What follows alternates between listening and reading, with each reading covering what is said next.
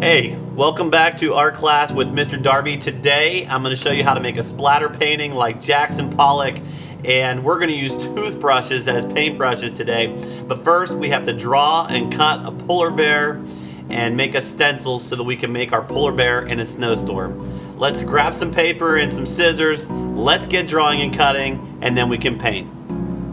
Okay, step one of today's project is going to be making our polar bear. So this is pretty simple, don't get too overwhelmed. We're gonna have a sheet of 6x9 paper that we use to cut out the polar bear so we can tape it down when we start to make our painting.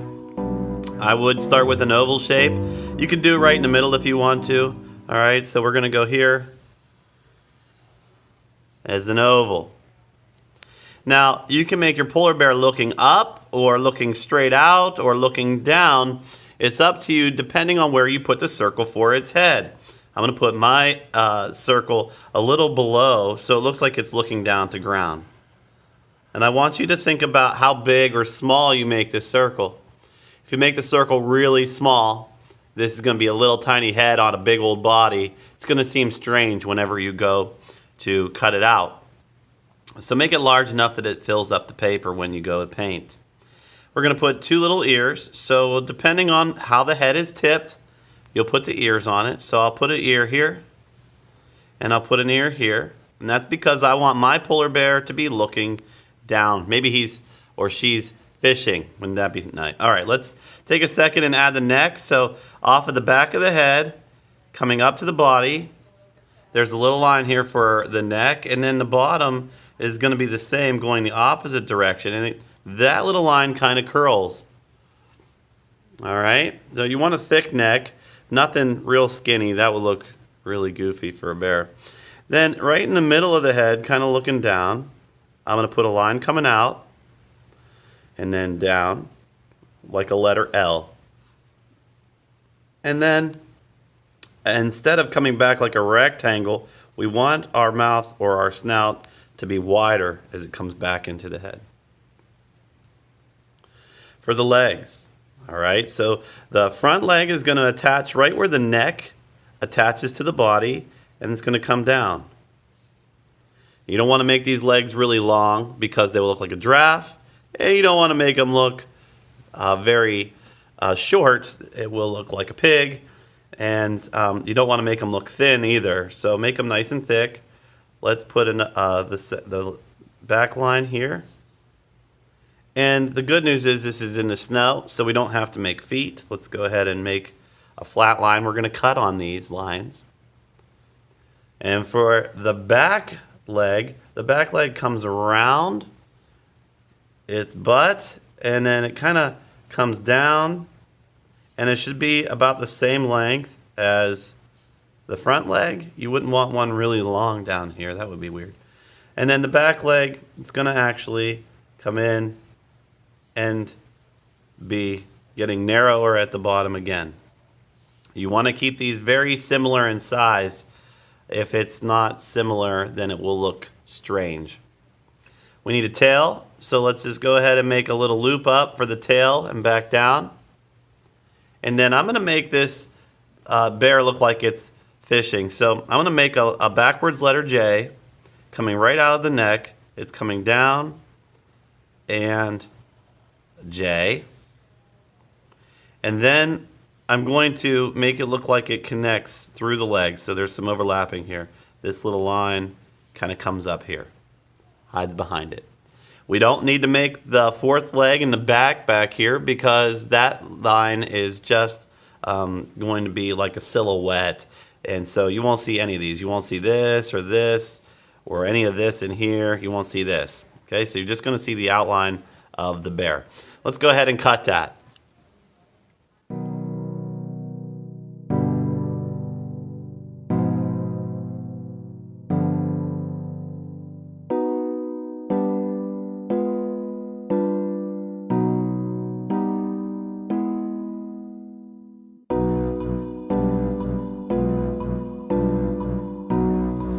So here we have our bear cut out, and we have extra paper. Let's take this extra paper and make some stencils of some pine trees that we can cut out. Set the bear off to the side. Use your Sharpie or your pencil and make a zigzag line, and start at the top and make another zigzag line. And it doesn't have to be symmetrical, which means the left doesn't have to look like the right. And we'll come in on both sides and we'll make a trunk. That's one way to make a tree.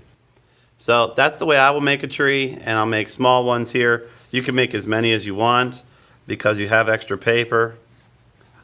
I'll make a smaller one.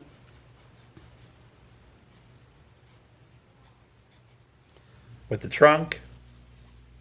I'll make another one.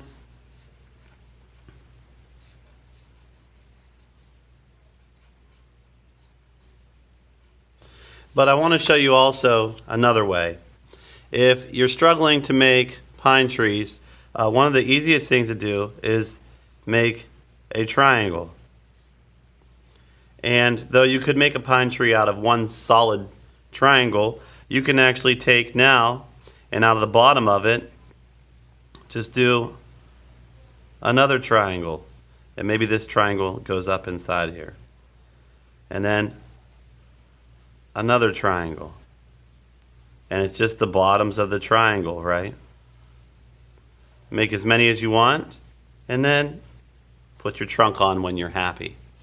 So if this is an easier way to make it than trying to make a bunch of zigzag lines, that's okay. Remember, every pine tree is a little bit different, so you can't be too hard on yourself if your pine tree doesn't look perfect. I'm not really sure what that is, perfect anyway.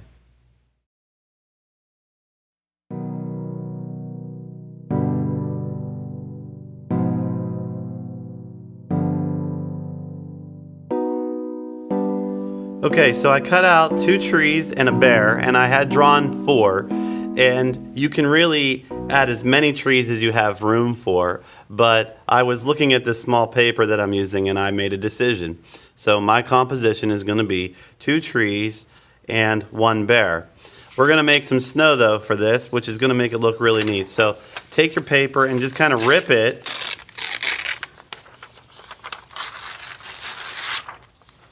into a hill shape like this. And I'm going to set this down. Now, if I set it on the bottom, it will look like there's a hill, and then I'll have to lay down my bear so that it lines up and looks like the bear's walking down the hill. If I slide this up a little bit though, and when I tape it down, I tape it here. When I splatter paint, the splatter paint will end up here. And the splatter paint won't end up where this torn paper is covering or where the bear or the trees are to make like a reverse silhouette, so you'll have white paper. So I'm going to keep this slit up. This way it looks like water.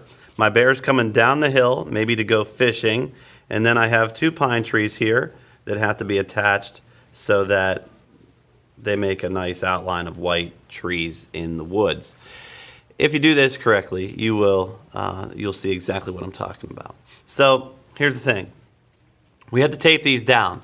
If you don't tape these down, when you start splatter painting, there's a chance that they'll slide. And if it slides into wet paint, it will ruin your project. You'll be sad that you ruined all your hard work. So let's get some tape and we'll tape it down. Okay, so the next step is to tape down our items. So you have to make tape donuts. If you don't know how to make a tape donut, just roll the tape up backwards and have it connected so that the sticky part is facing out. So there's the idea, a tape donut. We're going to put just enough on there to help hold the paper down, but not so that it won't ever let go. One of my suggestions after doing this over a long period of time is take your fingers and dab the tape to get some of the sticky off. That way it doesn't tear the paper when you try to peel it off later, and it's just sticky enough to hold them down.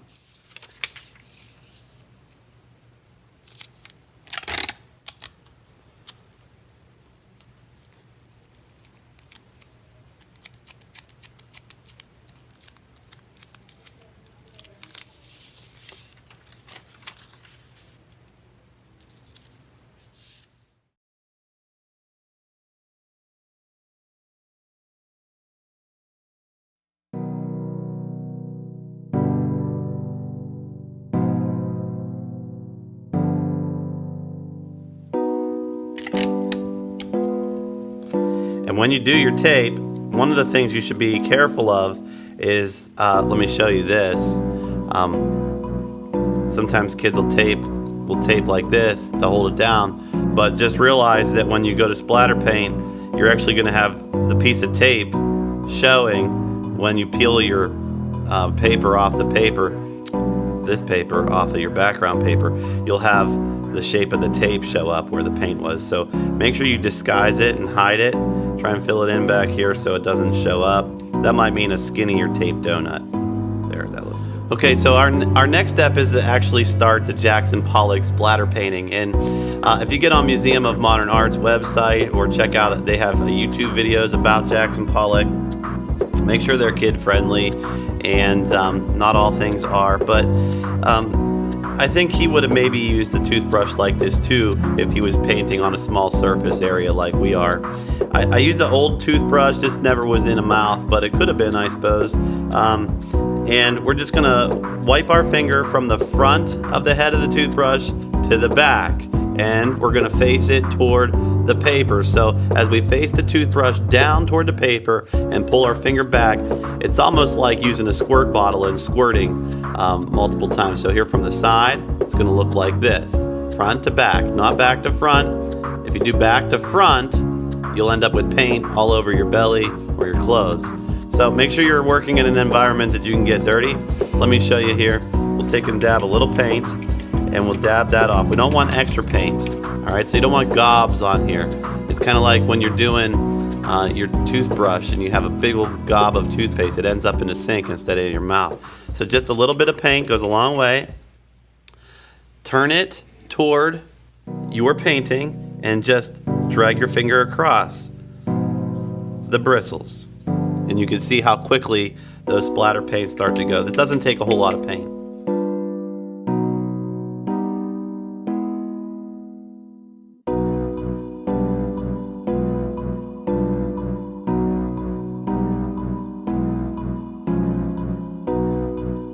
Now, we can touch the stencils because the stencils are going to be removed, but don't touch the white paper in the background.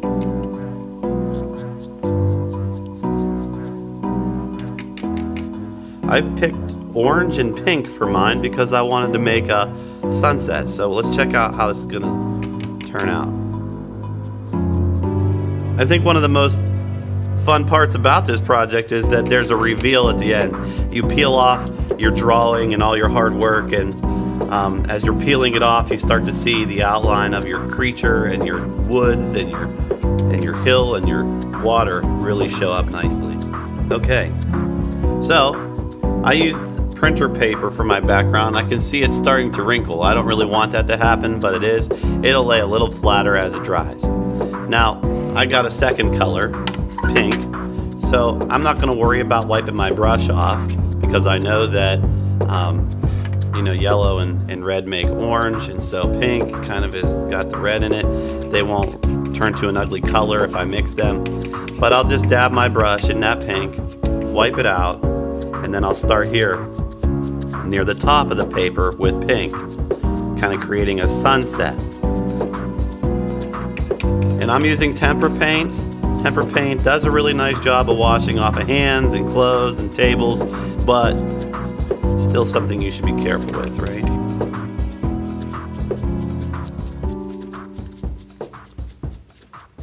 Make sure you get every edge of your paper, every corner. I'm gonna put it down here, so I don't take it all the way down to the snow, but I bring it down to the bottom in the reflection on the water, assuming the water's not frozen, I suppose.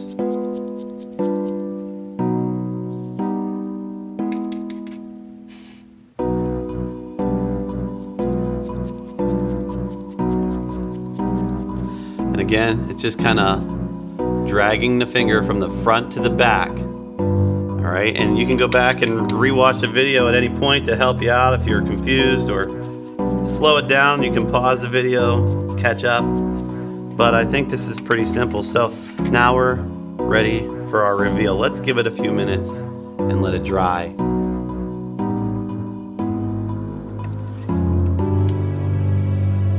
All right, it's time for our big reveal. We're excited to look at how this turned out. Some of the edges of my stencils are curling up, and that's no problem, but I don't need them. I'm gonna throw those away. So let's check out how awesome this is. I love it.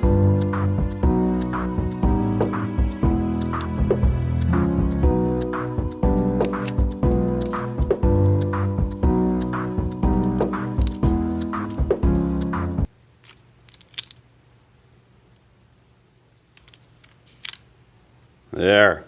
My polar bear in a snowstorm. I love it.